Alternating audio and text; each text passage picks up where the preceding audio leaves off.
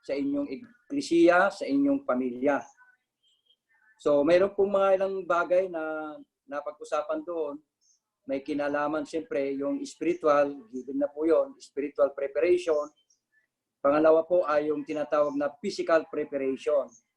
At isa nga po doon sa napag-usapan ay yung tinatawag nilang Goshen. Yung Goshen na binanggit po doon ay yung po yung a place of safety, a place of provision. So yung pong physical aspect na pinaghahandaan sa anumang kalamidad na dumarating ay yung isa pong tinalakay doon, yung food security. Food security, paano po tayo makapag-secure ng pagkain as a body, yung pangailangan ng bawat membro ng pamilya at ng iglesia. Yun po ang isa pong mahalagang tinalakay doon. And then, part po doon ay yung pong body of Christ, kung paano po tayo naghahanda din sa ating syudad. Siyempre, sa syudad, bawat syudad ay may tinatawag din po tayong preparation at paano natin po yung paghahandaan. At isa nga po yon, yung nabanggit ko kanina, yung Goshen, may mga ilang lugar na pong nag-prepare na po sila, isang malawak na ektaryang lupain, nagtatanim na po sila doon, nag-prepare na po sila ng kanilang pagkain. Isa po yon. So yun po yung isang tinalakay doon. At doon po sa intercity prayer gathering, isa po kasi yung nagsalita po doon ay si Bishop Dan. At nabanggit din po niya yung nakaraang bagyong Rolly. Alam naman natin na ang tatamaan ay ang Central Luzon. At lahat naman ng mga mananampalataya nung Sunday na yun ay nanalangin na yung bagyong Rolly ay humina o kaya naman ay lumihis ng direksyon. At yun nga po, ang kasama po doon ay ang NCR, ang buong Metro Manila ay tatamaan. At isa po yun sa pinag-pray at praise the Lord, na-spare po ang NCR at ang buong Metro Manila. Kaya lang nakakalungkot na napunta po sa Catanduanes, sa Albay, sa Bicol Region, ang tinamaan po ng bagyong Rolly.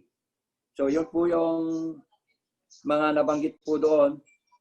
At pangalawa po, napag-usapan din namin yung vaccine. So gusto ko lang din po sabihin kung ano ang stand ng IFP regarding sa vaccine. Alam naman natin, controversial po ito.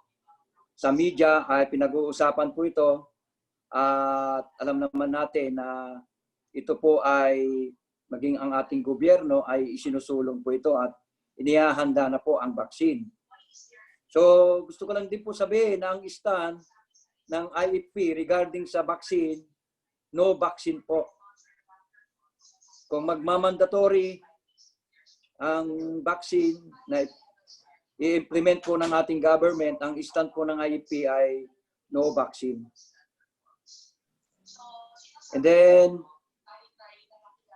mayroon pong equipping na ginaganap po na inihahanda po ang local church o ng iglesia every Saturday po yon. At kasama po ang coordinator at mga ilang mga remnant at intercessors na nakaka-attend. So ito po ay nakakatulong in preparation din po sa city transformation. Yung equipping na yon po ay nabuo ito dahil po sa kabuuan po ng 17 cities and one municipalities ay inihahanda rin po ang bawat syudad in preparation sa city transformation ng ating syudad. So naniniwala din po tayo na ang pinakamahalaga na pagkakaisa natin ay makita natin ang syudad ng Taguig ay magkaroon ng transformation at talagang mabago ang buhay ng mga tao. Hindi lang tayo umunlad sa ekonomiya, but even sa spiritual ay masaturate natin ang buong syudad ng Taguig through evangelism, discipleship, at city transformation. So yun po ang part po ng equipping. Actually, nasa 8 lessons na po at marami pong mga natututunan po tayo doon na applicable po in our ecclesia, in our city. So yun po yung mga update na kaganapan. Then, pangalawa po ay ang Jesus Reigns Celebration Philippines. Coming November 30, ay isa po sa pinaghahandaan ay yung pong how to prepare for Jesus Reigns in every home. Yun po ang pinakatima dahil po ngayon ay pandemic. Ang isa po sa napagkasunduan po doon ay yung magkakaroon po ng simultaneous motorcade in every town, in every city, na kung saan po ay magdideklara at magpapahayag ng salita ng Diyos at panalangin sa bawat syudad. So, per city na po ang gagawin. At ang una pong gagawin po doon ay yung motorcade, sama-sama po ang Body of Christ. At lilibutin po ang buong Taguig sa bawat strategic location na kung saan ay magdideklara at mananalangin sa bawat strategic location na kung saan doon po ay titigil. And then after po noon, ang start po noon ay alas 9 hanggang alas 10. And then after po noon ay mayroon pong tinatawag na Victory Peace, na ito po ay gaganapin po sa bawat pamilya na magkakaroon ng tinatawag na prophetic act declaration of victory over our family. Yun po sa Psalms 23 verse 5, basahin ko lang. Sabi doon, you prepare a table before me in the presence of my enemies, my head with oil, my cup overflows. So after po kasi nung motorcade, igagather po yung family, magse-celebrate, magkakaroon po ng tinatawag na pagsalo-salo, kasama po ang buong pamilya. At magkaroon po ng Lord's Supper, mag-ask ng forgiveness sa family, sa mga anak, and then magsalo-salo na kakain para magse-celebrate doon sa tinatawag na Victory Peace. And then yung lastly, pagdating po ng alas 2 ng hapon, mayroon pong nationwide virtual worship celebration. Yun na po yung pinakabuuan ng programa ng virtual worship celebration through Zoom. At ito po ay mag-i-start ng alas 2 onwards. So doon po sa may mga question, may mga gustong mag-participate, so i-contact lang po ako, si Pastor Edwin Busong, kasama po natin sa ating Jesus Reigns Philippines celebration. So yun lamang po sa inyong Pastor. Pastor, clarification. Hindi ko nakuha kanina. Kung compulsory yung vaccination, ano stand ng IFP? No to vaccine. Kahit compulsory? Oo. Okay.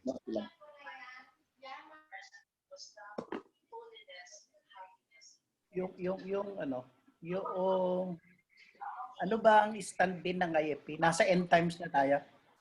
Yeah. End times. Nasa ang banda tayo? Ibig Tribulation? sabihin, Nasa tribulation tayo? Hindi ko po yung masasagot kung ano ang nila.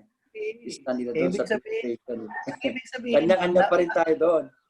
Hindi, nasa tribulation tayo. Kasi ibig sabihin nun, madadaanan natin yung tribulation. Yung Siyempre, persecution tayo. Ibig sabihin, kasi yung iba sa atin, naniniwala tayo sa rapture. Yeah. Naniniwala ka ba sa rapture? Siyempre naman. Oh, so magra-rapture muna bago mag-tribulation. Ang sa akin lang, ang paniniwala po sila doon, mauna muna yung tribulation before rapture. Oh, Ganun po tandaan lang. mo tandaan niyo yung sequence of events sa Book of Revelation na and after this and after and after.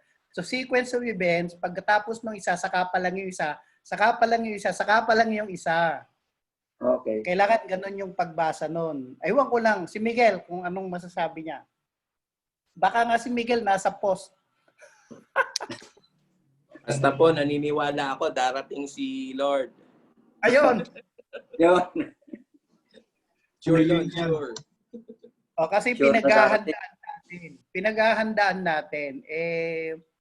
Hindi naman tayo dogmatic sa end time teachings. But just like in the days of Noah, we will experience protection naman.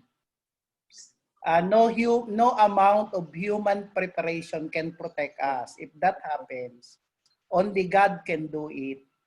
So maganda rin yung merong preparation, mga kapatid. Katulad niyan, di ba? Nabulaga tayo because of this pandemic. Kaya kung hindi ka din talaga nakapag-prepare for whatever happens, ay di nga tayo, di ba? Precision gitsik. Nangarag tayo. So importante din yun. Kaya lang may mga bagay na kailangan din nating tingnan in the light of God's word, no. So again, salamat sa mga testimony, salamat sa sharing, ano. Pag dumating yung compulsory na vaccination, hindi makakaiwas si Jim kasi government employee yan eh. Uunahin nata government employee. Nagsimula na sa ibang Sir, tanong lang sir. Sige. Bakit kaya no ang stand nila sa vaccination, sir? Hindi ko sinakuha eh. Talo kasi si Trump.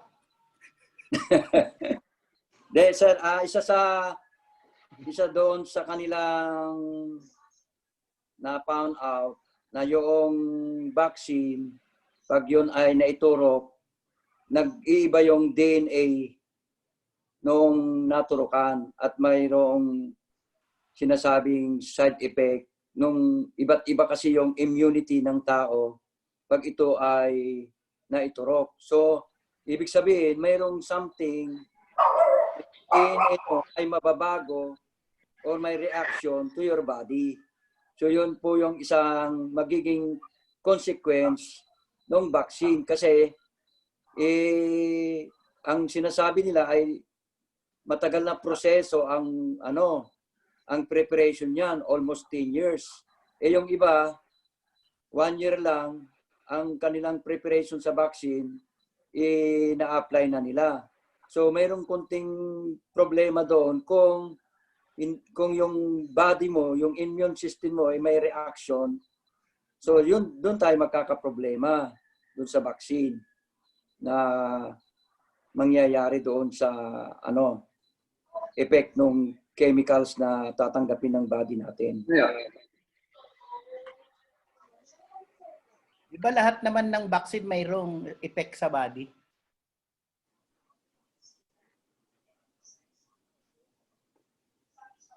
Lahat naman. Yeah. Pero hindi pa naman declared na compulsory, di ba? Hindi pa. Hindi pa. Hindi pa. Dapat may freedom of choice. Buhay ko to eh. Okay po. So, kailan yung Jesus Reigns? November 30, sir. November 30. Compulsory din yun, hindi naman, Hindi naman. Birthday ko yon, sir. Birthday ko. November 30. Kaya pala. So, ikaw ang sagot sa pagkain. Amen. Okay, kumusta po ang iba? Sino po sa inyo ang nagko-conduct na ng inyong gathering, yung Sunday service? Bigyan tayo ng update ni Pastor Jim, paki-update dun sa Safe City Taguig kung ilan ang pwede, gaano katagal, ano yung mga protocols. Nanggaling ho kami dun, yung iba sa atin, nakadalo po nung Safe City Seminar na isinama doon sa parang pagbati natin kay Congressman Alan Cayetano, dahil po sa protocol ng social distance, we cannot afford to ask everyone to attend. So namili lamang po kami ng siguro kulang-kulang 50 as a representation para po dun sa pagbati natin sa kanya. At the same time, they had a Safe City seminar, short Safe City seminar para po sa mga pastor. Ang tinalakay lamang doon yung may kaugnayan doon sa religious gathering. Hindi ko po alam, hindi ako naka-attend kahapon, na ibalita sa akin na mayroon ni Carding Marcaida, pastor, na mayroon yatang seminar, webinar kahapon. Hindi po ako nakadalo dahil busy po ako dito. So, yun po yung aming huling update. So, Pastor Jim, pakibigay yung salient features lang para Okay. po sa nayan sa ating pagtipon yung yata ay mag-start na bukas. Sige po. Inaalaw ang meeting, face-to-face meeting sa mga churches, kanya lang 30% nung capacity noong venue. Yun lang po ang allowed. And then, hindi naman daw pinagbabawal, pero dinidiscourage na ang, correct me if I'm wrong, 15 years old below ay padaluhin at 65 years old 18. above 18. ay dumalo. Padaluhin. Kasi vulnerable, considered vulnerable itong mga edad na ito. Yung mga kabataan kasi yung kanilang immune system hindi pa ganun ka-develop at yung mga 65 above or 66 above ay dahil compromised na yung kanilang immune system. So, hindi naman pinagbabawal, dinidiscourage lang. Yun lang po, yun po ang malinaw. So, basically, doon lang po naglaro. Tapos, ang bawat church mag-designate po ng Morning, sir. parang, anong tawag doon? Officer na in case of, alimbawa, may nag-positive Safety officer, sir. ano yun? Safety officer. Safety officer, magde-designate ng safety officer. Ito pong susundin, no? Yung basic protocol, pag pumasok sa church, merong alcohol, meron bang temperature check? Yes. May temperature check. Tapos, yun nga, yung safety officer, siyang mangunguna doon at required siya na i-report ang anumang kung merong symptoms na nangyari. May attendance po dapat dahil para sa pag-check ng contact tracing. So mahalaga po 'yon. And yeah, yung safety officer ang magre-report sa Safe City group ng Taguig para mabilis po ang aksyon. So, ipa-flash ko sa inyo yung, hindi ko alam kung pwede kong gawin. Anyway, yun lang yung na-pick up ko. Chairman, yung mga nakadalo gustong dagdagan, you may do so. Unmute nyo na lang. Sarili nyo. Sir, dagdag. Okay. Okay. Dapat meron tayong logbook. Kasi anytime yung nag-iikot na Safe City Taguig, may mga makikita nyo minsan sa mga kalye nyo, may mga naka-t-shirt ng Tapang at Malasakit, mga nanghuhuli ng mga pakalat-kalat sa karsada. Hindi natin alam kung one of them will try to inspect yung ating Sunday service. Not for the sake of intrusion. Pero para lang po magampanan din nila yung kanilang trabaho na mapanatili na ang Taguig ay hindi po magkaroon ng anong tawag nito, surge, yung paglobo ulit. Kasi sa ibang lugar, mayroon pong mga naging nag-ulit, dumami ulit. So kailangan meron tayong logbook, alcohol, thermal gunner, yung apakan, anong tawag doon, yung mat, na lagyan nyo ng sunrocks para, ano naman po yun eh. Pastor Jim, paki-post yung solution, ilang tubig, tapos yung sunrocks, meron po niyan eh. Hindi na, kung walang alcohol, yun ang pamalit. Pwede yun, mas mura. Inapak-apakan lang naman yun just to make sure na nasusunod po natin. Hindi, And then, hindi alcohol yon, Chairman. Yung tinatapakan, yun sunrocks ay chlorine solution. pwedeng chlorine. Pwede rin sunrocks. Disinfectant ata, sir. Pwede rin. Pwede rin. Mas mura yung sunrocks na lang. Gawin Okay. natin solution. Okay. And then, bagamat sa IATF ay 15 years, no? Hanggang doon ang pwede. Pero sa Safe City, Taguig Safe City, 18 lang po. 18 and above. No? Isesend ko sa inyo po yung yung guidelines mula po sa Safe City Taguig. Hindi tayo 15. IATF Mga yung nakadikit doon sa padaw. Yung dinikat ni ate, pakimut yan. So sa atin, 18 above. Ang Safe City, kinukonsider din po yung church as, ito maganda, sabi nung taga Safe City officers, it is part of essential. No, talaga namang essential po ito. Kailangan ng tao yung spiritual food, no. So kanya lang nga yung kasi tinanong yan ni Pastor Bino eh. So malinaw naman yung sagot, hindi ipinagbabawal. Lalo na po kung kayo yung pastor, di walang mangangaral kung hindi kayo pupunta. Kanya lang, parang sa sasakyan, proceed at your own risk. Mag-ingat na lang po tayo. So, tinanong din po yung laying on of hands. Siyempre tayo, full gospel tayo eh. Baka maglilay hands tayo. Hindi rin po pinagbabawal. Kanya lang, dinidiscourage din. At para sa ating safety, iwasan na lang natin po yung palehans-lehans muna. Pwede namang gawin yung prayer ng walang laying on of hands. No, wala naman ding magical doon, no? Wala din munang ihip-ihip kasi transmittal ng virus.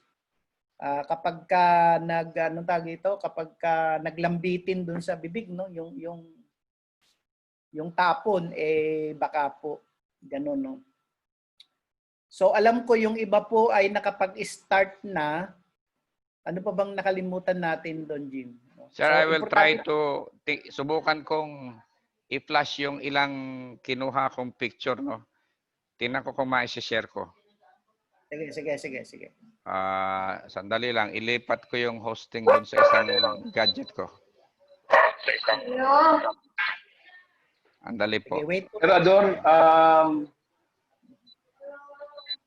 bago po si Pastor Jim kung sakaling ma-plus niya, Sige.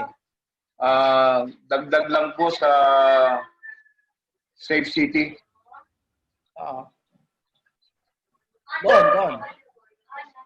Para po sa kaalaman ng lahat, under po ng IATF, nakapag-create po ang city ng ordinance number 24, which is the Safe City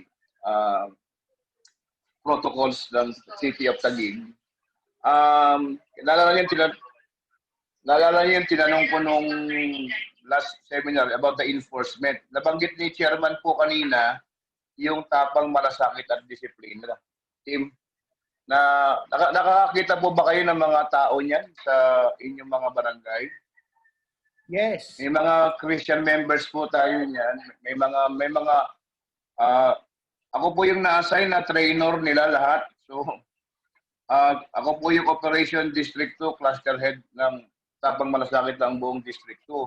So pinapaalala ko po sa lahat ng mga kapastoran kung baka may mga member po kayong nasisita o nasasabihan ng mga Tapang Malasakit, just comply lang po. Mabait po yung mga yan. No? Dumaan po sa tamang approach yung mga yan. Tapos po, ang ginagawa nila ngayon is more on warning lang, and later on, pag na lumabas na po yung ticket nila, tikitan na po ang mangyayari. So I hope that every Christian churches, members, leaders, and even pastors, kailangan po mag-comply tayo dito. Dapat po tayo yung unang-unang sumunod sa ordinansa ng ating pong syudad. May mga Pastor fines Boots, and penalties po. 1,000 Yes, sir. ata penalty. 1,000 penalty. Ang not wearing of face mask is 1,000 pesos. That is the option 1. And the option 2 will be render community service. 4 hours, 1 day. In a day, 4 hours po yan. Basic lang po. Siguro mga 3 lang o 4 lang muna ang ano ko. I-send ko na lang po sa AGSTIG yung picture ng ordinance number 24 regarding sa penalties for failure to follow health and safety protocols. Number 2 po, not observing social distancing. Ganon din po ang penalty, 1,000 pesos, and the same option 2, 4 hours, 1 day. And unauthorized mass gathering. Kaya nga po binigyan lang tayo ng limit sa mga church gathering. Tama po, sabi ni Chairman, baka po isa sa mga Tapang Malasakit disiplina ang mag-inspect ng ating mga gathering if we are following the safety protocols.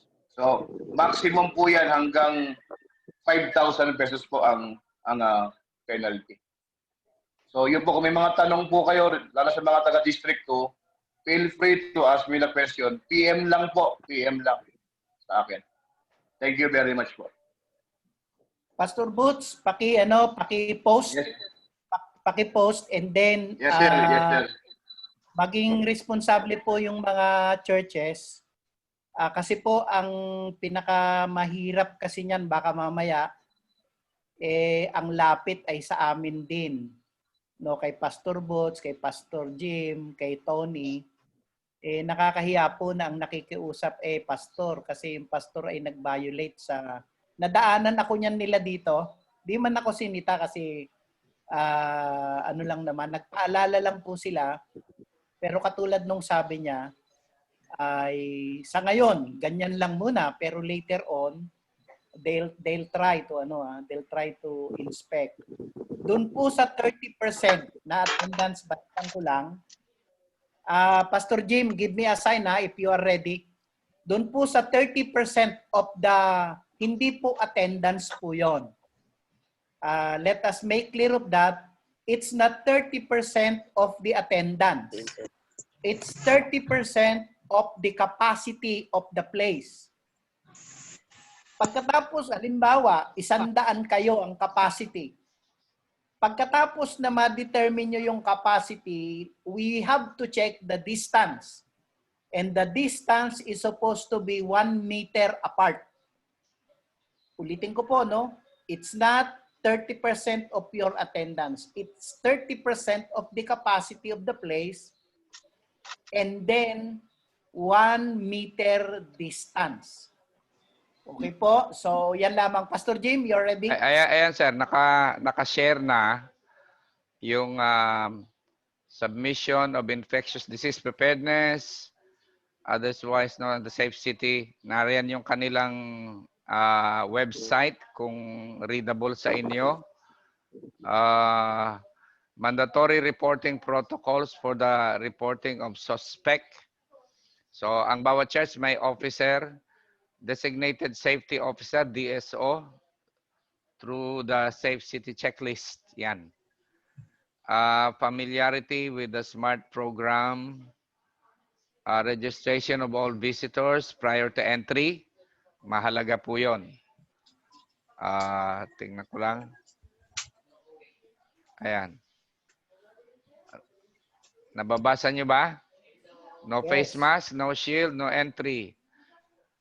Policy proper signages must be posted. Only persons between 18 to 65 years shall be allowed to attend. Ngayon, kung yung pastor ay above 65 years old, pwede naman. Pwede naman siya dumalo. Siya yung pastor eh. Pero mag-ingat lang ng gusto. Tapos, seated attendees must be distanced at least 1 meter apart on all sides. Individuals leading or serving during religious ceremony must wear face mask and shield. All venues must have proper ventilation and continuous air circulation. So kung aircon kayo, sinasuggest na at least may bukas na bintana, no? Para may fresh air na pumapasok. Eating inside venues is strictly prohibited. All visitors shall be limited to a maximum of 2 hours per visit. Yun lang ang duration ng inyong allowed or suggested. So for any added information or query or tanong, ito po ang contact information ng Safe City. If you can take a screenshot at readable naman, or sulat nyo na lang yung yung information. safecitytagiginfo.com. Ang kanilang telephone number 63917-833-1327. Ang kanilang another website yata ito, COVID FAQ@tagiginfo.com. So yan ang link natin sa ating mga tanong. Any question? May question po, unmute nyo na lang sarili nyo. Kung may question. Siguro. Pastor Jim, paki-post yan sa AGS-TGA. Okay. Send mo sa akin, tapos i-post ko sa AGS-TGA sa Facebook. Sige. Will Sige, do. may magtatanong. Tanong? Sige po, go on. Sige po, yung nagtatanong. Si Pastor Bino, may tanong ka? Pastor Jim, Yes. salamat ako, in-encourage mo ako. Amo, babago ko na yung birth certificate ko. Gagawin ko 1960. Okay. Ganon. Basta na lang po, magano lang po extra awareness na lang po magawa sa simbahan na po. Ganun na lang. Yes. To obey and follow protocols. Thank you. Yes. Pastor Moises, may question po kayo? Wala po, Pastor. Wala po. Okay. Sige. Naka-unmute Pastor kayo. Jim, nakalimutan mo yung temperature. Kung ilan ang pwedeng pauwiin at ilan ang pwedeng tanggapin. Nabanggit ba doon? Basta't Oo. walang lagnat. O At ilan yung merong standard checklist, yung bang makukuha natin yung sa website nila. Tinatanong yung nag-travel ka ba outside the Philippines? No lang ang answer doon. Pag nag-yes ka doon, ikaw ay puputaktihin Suspect. ng bisita ng So, Okay po. if you can get hold of that form, magandang meron din na nafi-fill upan ng ganun yung ating mga member for contact tracing, for easy contact tracing. Yeah. Okay. So maraming salamat. Palapakan natin si Pastor Jim. Pakibalik na. Tanggal mo na yung share mo. Ayun. Salamat, Pastor Jim. Ipopost niya po yan dun sa AGS-TGA, and then I'm going to post it also sa AGS-T ano natin, Facebook page para sa ating lahat, no? So, let us observe yung pong protocols. Bawal nga pala ang bata, ano, 18 years old. So, yung kasing nagpapahandog, child dedication, di ibig sabihin hindi rin pwede, no? Tama ba? Tama. Hindi pwede child dedication dahil bawal bata. Pwede kasing lumabas ang bata eh. So, pero kung may sariling sasakyan, baka ganun din. Baka ganun din sa simbahan din gagawin eh, ano. Anyway, so ayan po yung yan po yung ating updates regarding Safe City. Baka meron pong ibang announcement, meron kayong added na gusto niyo i-share? Chairman, pwede kong may dagdag lang ako? Sige po. Okay.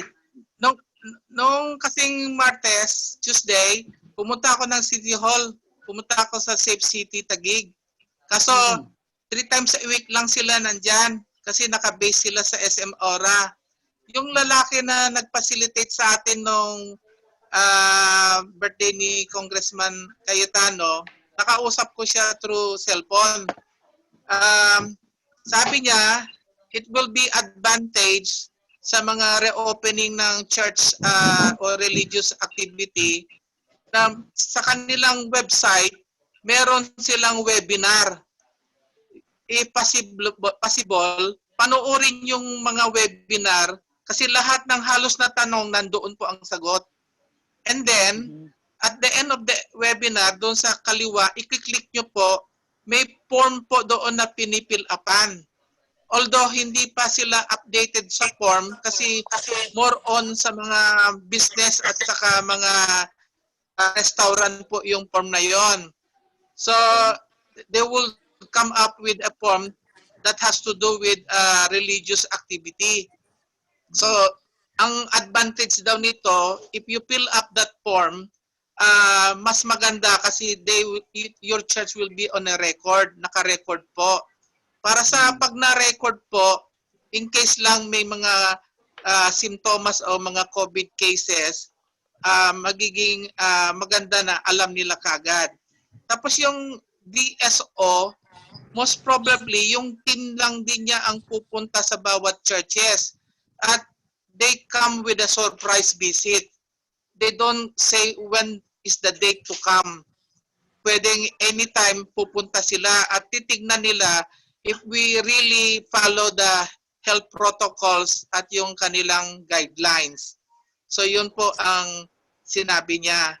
Kaya hini-encourage niya na mag-fill up dun sa form na nasa website po ng Safe City Taguig po. Hanapin lang po doon yon. Yun lamang po. Salamat po, Chairman. Salamat, Pastor Jim. Salamat po sa info, no? And dahil yun po ay generally for business purposes, importante lang naman doon yung unang-una kung ikaw ay nag-travel outside of the Philippines, kung ikaw ay mayroon kang nakasama na ganito, etc. etc. So pwede nating gamitin din yun na pattern.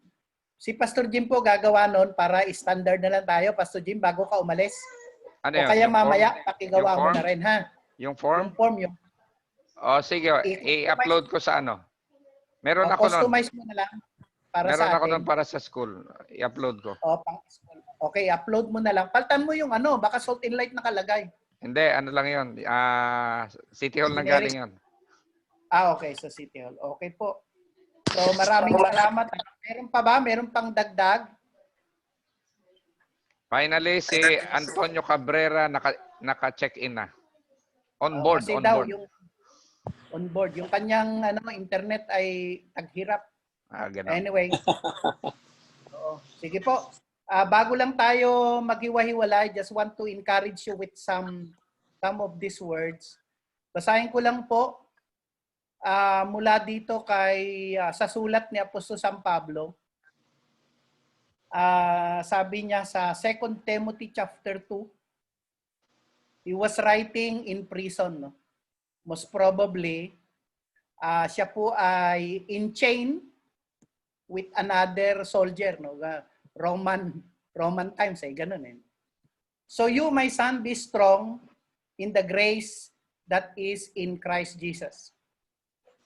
The things which you have heard me teach in the presence of many witnesses, entrust to reliable and faithful men who will also be qualified to teach others. Teach with me your share of hardship, like a good soldier of Christ Jesus. No soldier is in active service gets entangled in the affairs of civilian life, so that he may please the one who enlisted him to serve. And if anyone competes as an athlete, he is not crowned unless he competes according to the rules. He is a hard-working partner to have a first share of the crops. Think what I have to say, for the Lord will give you understanding in everything. So yan po yung aking teka, paano ko ba to alisin? Jim, tanggalin mo muna. Ayan, nawala na ako tuloy. Ayan, okay. Thank you, thank you. Thank you, no? So, sa panahon na ito, maikling encouragement lamang po sa atin paano tayo makapag-serve ng matagumpay bilang mga lingkod ng Panginoon, ano? Serving successfully as servants of God. SSS, parang social security system lang, ano. Number 1, we have to be strong in the grace, no. Sa ibang version nakalagay, be constantly strengthened and empowered. Nakakaubos po ng lakas ang ministry. Pablo, kinakailangan niyang gamitin yung salitang ito to encourage his young son Timothy for at least more or less 25 times. Kasi alam niya kung ano ang sitwasyon na kanyang kakaharapin. Sa kanilang panahon, persecution is real. Internal problems in the ministry is real. Ministry is taxing and we need to be strong para maharap po natin yan. Sa ating kalagayan, hindi natin alam kung ano ang tunay na kalagayan ng ating mga tupa. At lalo na ngayon, matagal nating silang hindi nakaharap ng face-to-face. Baka yung iba ay sumama na dun sa naging pag-uugali ni Prodigal Son. Si Prodigal Son nasa bahay pero umalis. Ilan kaya na ang membro natin na posibleng umalis? Hindi lang sila umalis, dinala pa yung kayamanan na dapat sana ay nakataya, ay family enterprise. Kinuha na nila. Hindi rin natin alam, baka mamaya pati yung tithes and offerings hindi na rin binibigay. Hindi natin po alam. But I am suspecting that some might have withdrawn their support. At maganda po ito na hindi masyadong nagtagal kasi magwa-8 buwan na po eh. Yung 8 buwan na yon na hindi nagkikita-kita ay masyado nang mabigat. Kung may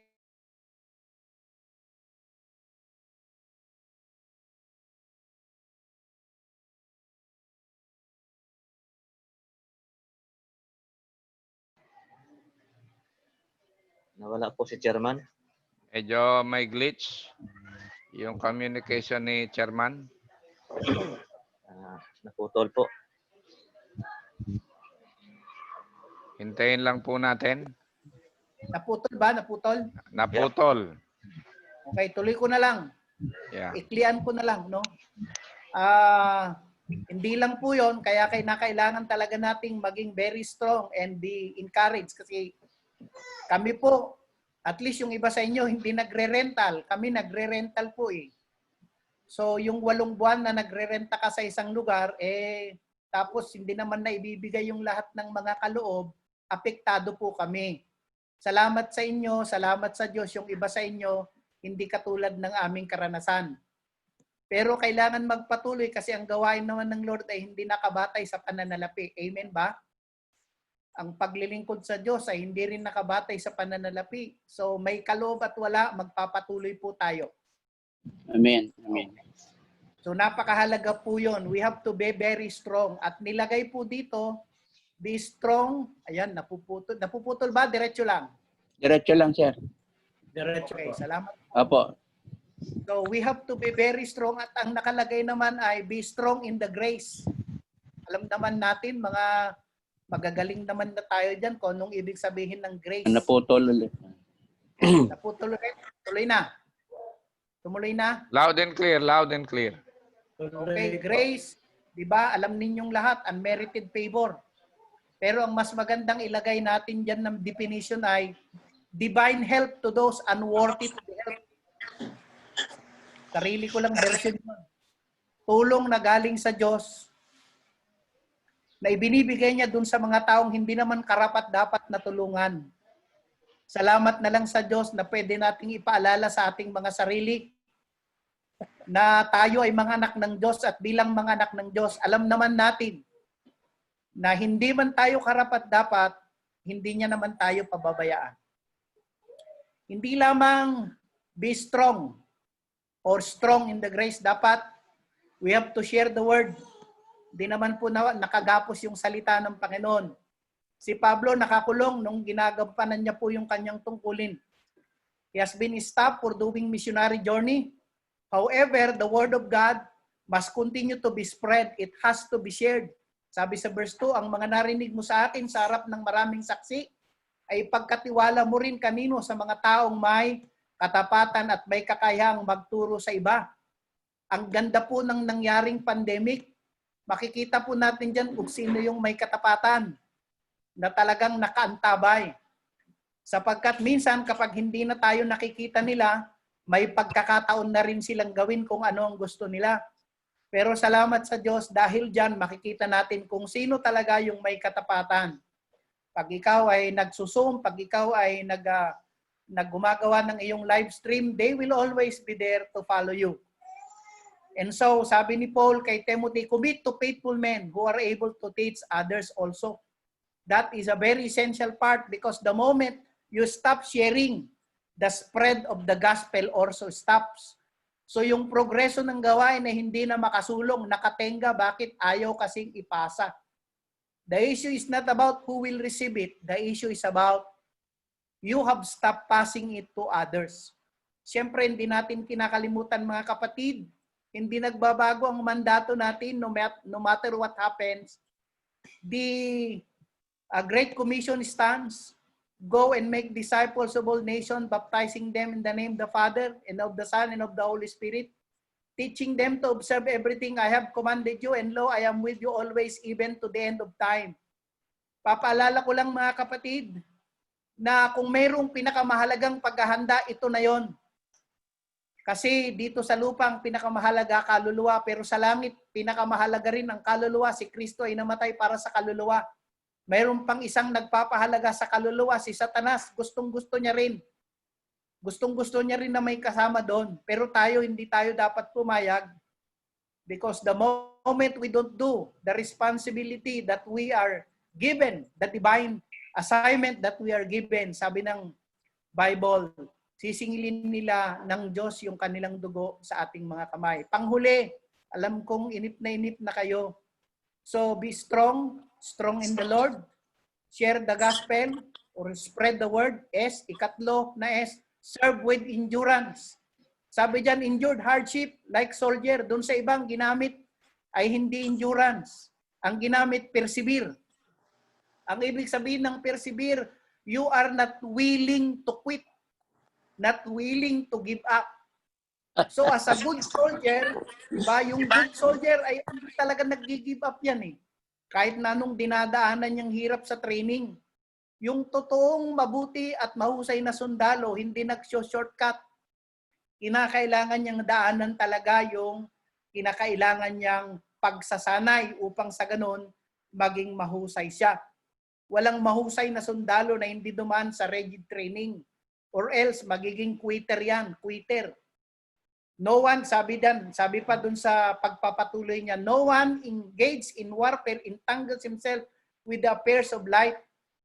Sabi ni Pablo kay Timothy, take that attitude of a soldier. Be willing to separate yourself from the civilian life.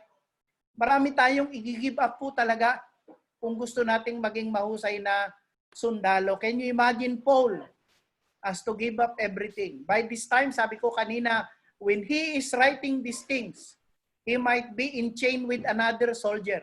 At nakita niya kung gaano katindi ang disiplina na kinakailangan ng isang soldier para masundan o masunod yung kanyang commanding officer. But it is always to ensure that he pleases his commander-in-chief. Hindi lamang as a good soldier, you need endurance or perseverance. Also as an athlete, sabi diyan, if anyone competes in athletics, he is not crowned unless he competes according to the rules.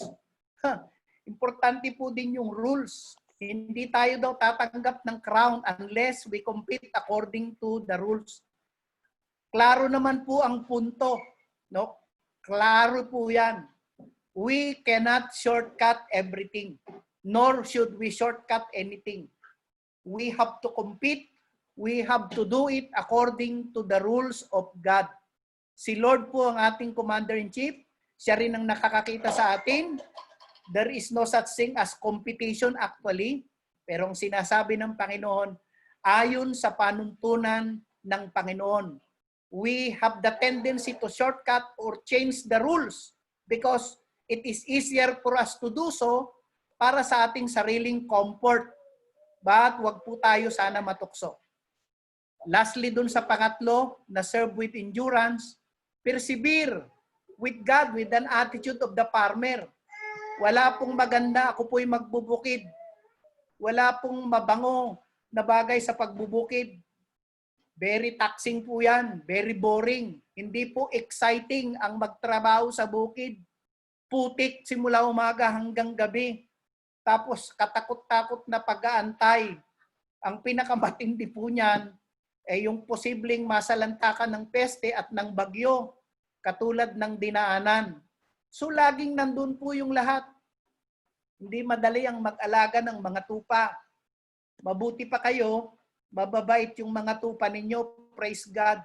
Ang mga tupa ninyo masusunurin. Wala kayong kahirap-hirap. Nakikita ko sa mga ngiti ninyo.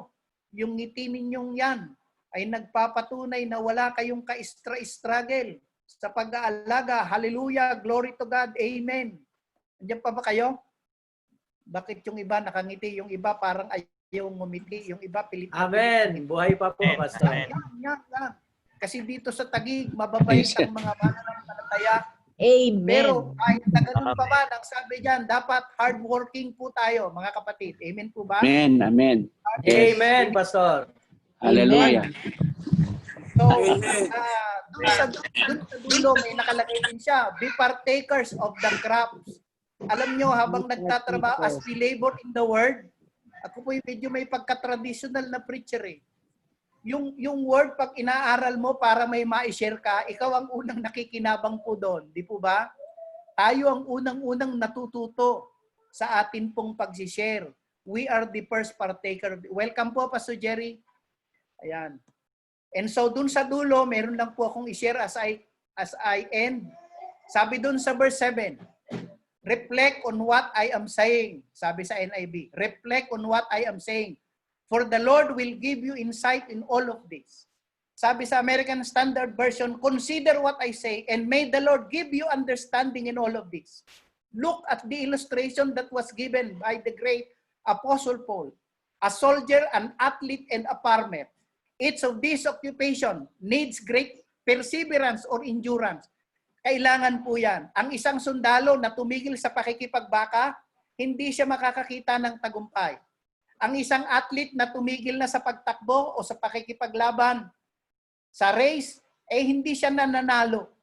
And a farmer who stops working will never experience a harvest. Ang sabi ni Pablo, may the Lord give us an understanding in all of this. Ngayon pong umaga, let me encourage you with those words. Sabi ko po, 3 S on how we are going to serve God successfully as servants of God. Strong in the grace, serve or share the word, and serve with endurance. Endurance na nakikita natin sa soldier, nakikita natin sa athlete, at nakikita natin sa farmers. Mga kapatid, let me encourage you with these words. Let us continue on. Magpatuloy po tayo sa paglilingkod. Gaano man po kahirap yan, huwag po tayong tumigil. Salamat po sa inyong pagtsatsaga. Salamat sa nakikita kong inyong pagpupursigi. At doon po sa mga mag-o-open na ng kanilang mga worship service, bukas susubukan po namin ay sana po mabasa natin at maalala natin yung mga paalala na binigay sa atin ni Pastor James. Amen po ba? Amen, Pastor. Amen. Amen. So with that, we are going to Amen. Amen. manalangin po tayo. Pero bago tayo manalangin, nais kong batiin lang tayo ni Pastor Jerry. Pastor Jerry, can you greet us po? And welcome din kay Pastor Wilson, Pastor Jose Lucaban, Pastor Nel Priscilla, ito mga hindi ko nabati kanina. Pastor Jerry? Pastor Ben, hindi mo nabati. Yes, sir. Good morning, mga kamagagawa. Yes. Narinig niyo ako, Pastor? Yes. Do you hear me? Apo. Okay. Good morning, mga Morning po. kamagagawa sa Panginoon. The Lord bless every one of us, especially tomorrow Sunday sa ating worship celebration, either live streaming or physical worship na. Always remember, our God is a God of blessing. And Amen. the Lord bless you tremendously. Amen. Amen. Okay po, tayo po ay magwakas sa panalangin. Dakilang Diyos, maraming salamat sa umagang ito. That's all, Pastor. Sa inyo pong kabutihan sa Agsti family. Kami po na mga pastor dito po sa Taguig. Kami Hello, po wala ay ba ako? kapit kamay na hinaharap. Ito pong aming kalagayan na 8 buwan na kaming nasa pandemic. Hindi mo po kami, alam namin, hindi mo kami pinababayaan. May mga tao kang kinakasangkapan upang magpalakas ng aming loob, upang patuloy na masuportahan ang inyong gawain, makapagpatuloy po kami. Salamat, Panginoon, sapagkat tunay na ikaw ang siyang ulo ng inyong simbahan. You are the head of the church, and it is you who sustains each and every one of us. You are our provider. You are the Almighty God. You are the God who gives peace in everything that we need. Salamat po. We join, and I join Pastor Jerry and all the others in declaring peace and joy to be upon each and every one. Bukas po ay araw po ninyo. Pagpalain niyo po ang iyong gawain dito sa Taguig. Ito po ang aking pahayag at dalangin. In the mighty name of Jesus. Amen. Amen. Amen. Amen. And amen. Mga kapatid, welcome po, Pastor Aline. Picture lang po bago kayo mag-alisan. Sinong pwede? Pastor Jim, pakikunan ng picture. Yeah, pakikuha, show your face. Pastor Princess, pakitingin Show muna your po ng face, mukha. show your face. Dalawang screen po tayo. So, ngiti. Si Joshua Christian Singson, nakatago. Yan. Roger Pwede nang Labro, show your face. Roger Bilabro, mukhang nasa CR. Pwede nang lumipat. Hindi, sandali lang. Pastor Ben Canela pala, welcome. Isa pang shot.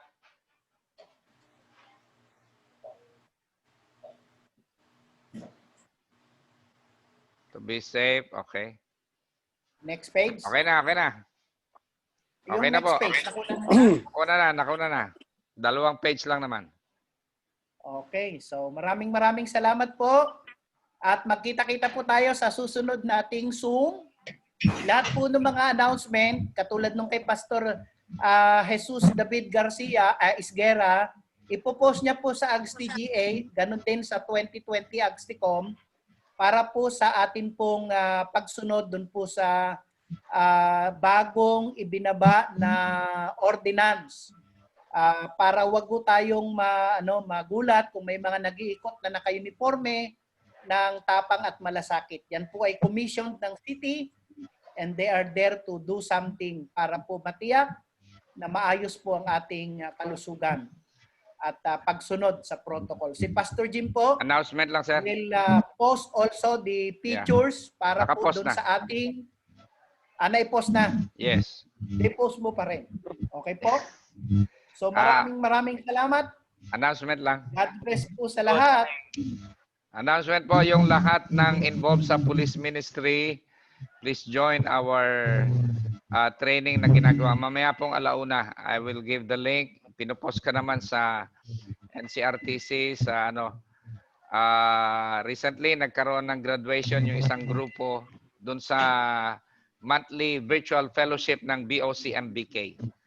At meron din po tayong virtual conference na ito ay annual na ginagawa ng BOC-MBK. Pwede rin kayo mag-join. So, yun lang po. Maraming salamat. Okay, maraming salamat po mga kapatid. Thank you. Thank you very much. Salamat Bless po. po, Pastor Adon. Thank you, thank you. Thank you. God bless. Love you all. Please po. I love Thank you you. all po. Amen. Salamat. God Salamat. bless po. Salamat. God bless us God all. bless us God all. bless us God all. bless Thank you. us. Usap tayo, Family. Sir Jim. Yes. Dito. Okay, bye-bye. Alas 4, daanan mo ako, gate 1. Thank you. Salamat. Pastor Ben. Thank you, thank you. Kanino nga dyan? Ikaw? Ikaw Hindi, kay Adorto. Kay Pastor Maiwan nga. Pero, Ano Pastor sa kayo Man. pupunta? Jerry Biray, lahat po ng mga Sige. Thank nasa you. God bless sa inyong lahat. Pastor Ador. Call ka, tawag-tawag. naka-board ng Sige. God bless. God bless. region. Love you all. Okay. May meeting ba yung Exicom, Chairman? Wala. Salamat. Bye-bye. God bless. God bless.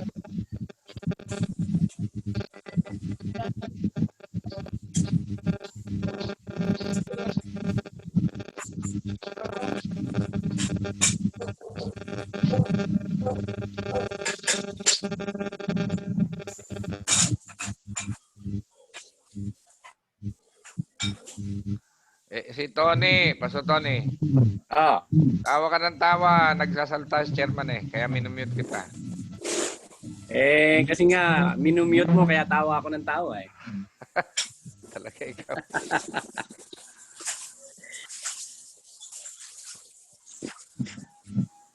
Wala tayong shooting ngayon. Wala yata. Ewan ko. Isang linggo ka mawawala. Dapat meron. Naglagay na ako ng pondo. 2. Okay. So, good for 1 week na yon. Sir, pakipicturean mo yung mga hindi pa nagla-log out. Tapos, Tatanggap sila ng tigi 1 kilong bigas. Kamo. Wow, galing naman. baka hindi na mag-log out yan. Hindi na talaga kami mag-log out, Pastor.